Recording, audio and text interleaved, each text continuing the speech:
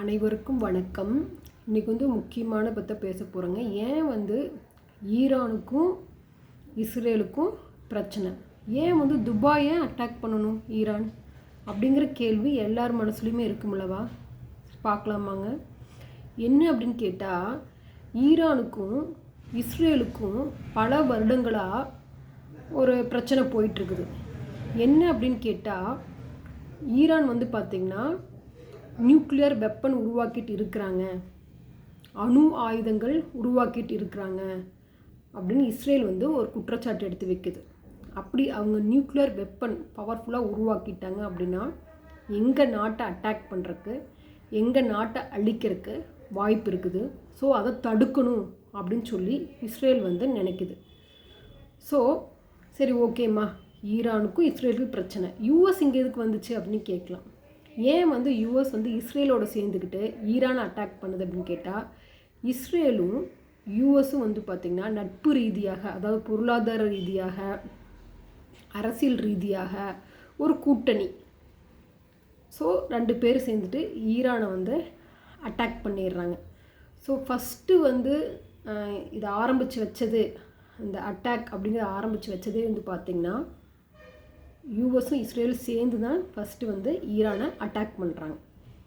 அப்படி அட்டாக் பண்ணி முடிச்சோடனே ஈரானில் பார்த்திங்கன்னா ஆயிரக்கணக்கான மக்கள் இறந்துட்டாங்க அப்படின்னு தெரிய வருது. அது எண்ணிக்கை எத்தனை பேர் அப்படிங்கிறது கரெக்டாக அதிகாரப்பூர்வமாக இன்னும் தெரியல. ஸோ ஈரான் சும்மா இருக்குமா? சும்மா இருந்தவங்க சொரிஞ்சு விட்ட மாதிரி, என்ன நீங்கள் சீண்டிட்டீங்க, நான் சும்மா இருக்க மாட்டேன்னு சொல்லி பதிலடி கொடுக்குறாங்க ஈரான். சரி, ஓகேம்மா, அப்படி பதிலடி கொடுத்தா என்ன பண்ணியிருக்கோம்? ஈரான் யூஎஸை தாக்கியிருக்கலாம், இஸ்ரேலை தாக்கியிருக்கலாம். சம்மந்தமே இல்லாமல் ஏன் யுஏஇ கல்ஃப் கண்ட்ரிஸை ஏன் தாக்கணும் அப்படின்னா, ஈரானால் டைரெக்டாக யூஎஸையும் இஸ்ரேலையும் தாக்க முடியாது. ஏன்னா அவங்க ஒரு அந்தளவுக்கு ஸ்ட்ராங்காக இருப்பாங்க. ஸோ அது என்ன பண்ணியிருக்கு அப்படின்னு கேட்டால், யுஏஇ, யுனைடெட் அரப் எமிரேட்ஸ் அப்படின்னு சொல்லுவாங்க, 7 இருக்குது அதில்.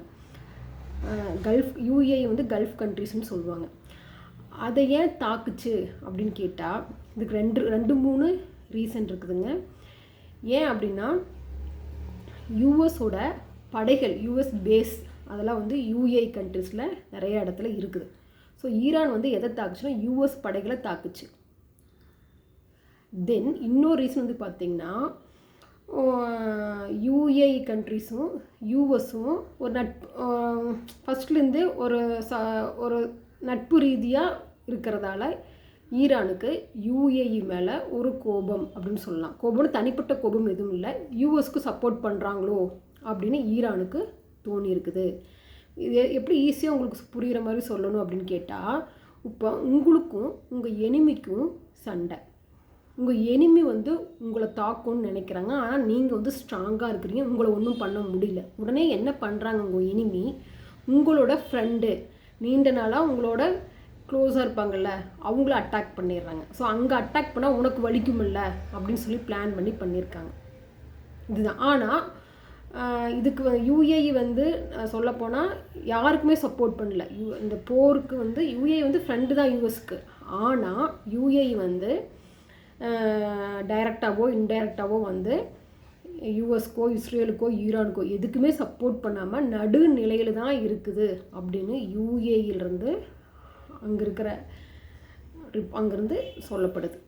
ஆனால் எது உண்மை எது பொய்ன்னு தெரியல.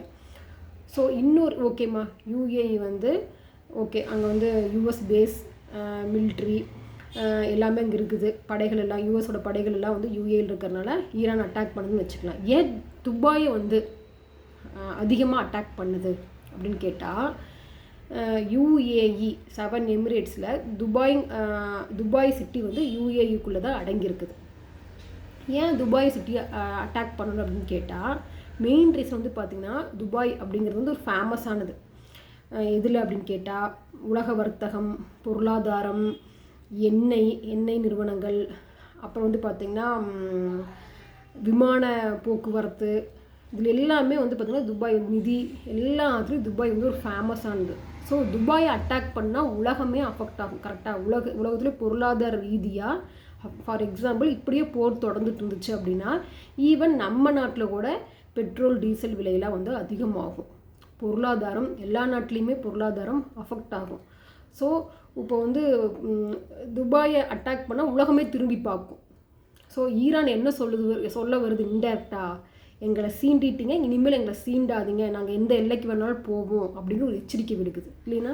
மற்றபடி வந்து பார்த்திங்கன்னா ஈரானுக்கும் துபாய்க்கும் தனிப்பட்ட விருப்பு வெறுப்பு எதுவுமே கிடையாது. ஈரானோட ஃபுல் கோபம் யார் மேலேன்னா இஸ்ரேல் மேலேயும் யூஎஸ் மேலே தான். ஸோ அவங்கள டைரெக்டாக அட்டாக் பண்ண முடியல. ஸோ கல்ஃப் கண்ட்ரிஸ் வந்து மாட்டிக்கிச்சு. இதுதான் வந்து நிதர்சனமான உண்மை. ஸோ இதுக்கு என்னை பொறுத்தவரையில் மக்கள் என்னங்க பண்ணாங்க? ஸோ போர் 2 நாட்டுக்கு இடையில் போர் நடந்துச்சு அப்படின்னா பாதிக்கப்படுறது நம்மளை மாதிரி இருக்கிற ஒரு அப்பாவி மக்கள் தான். ஸோ இந்த போர் நின்றுட்டா பரவாயில்லை அப்படின்னு தோணுது. ஸோ தாக்குதல் ஆரம்பித்தது இஸ்ரேலும் யூஎஸும் தான். ஸோ தப்பு அவங்க மேலே தான் எனக்கு தோணுது. உங்களுக்கு என்ன தோணுதுங்கிறது மெசேஜ் பண்ணுங்கள். உங்களுக்கு என்ன தோணுதுங்கிறது மறக்காமல் கமெண்ட் பண்ணுங்கள். அடுத்த வீடியோவில் சந்திக்கலாங்க. நன்றி, வணக்கம்.